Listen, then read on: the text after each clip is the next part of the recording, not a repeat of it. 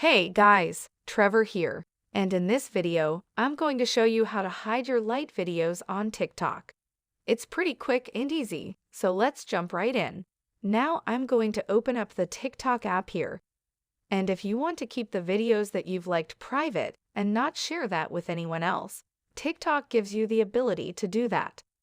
Now, at the very bottom right here, I'm going to tap on the profile icon, and then you can see at the middle of the page on the all the way, right is a heart with an eye with a line through it. So I can tap on that, and you can see these are all of the videos that I've liked on TikTok. If I want to keep those private, what I can do is tap the three lines at the top right, and then tap Settings and Privacy, and then we'll choose the second option, Privacy, here, and scroll down, and you can see towards the bottom here is liked videos, and I'll tap on that, and it says who can watch your liked videos. I can switch it to everyone, and then anyone can see which videos I've liked.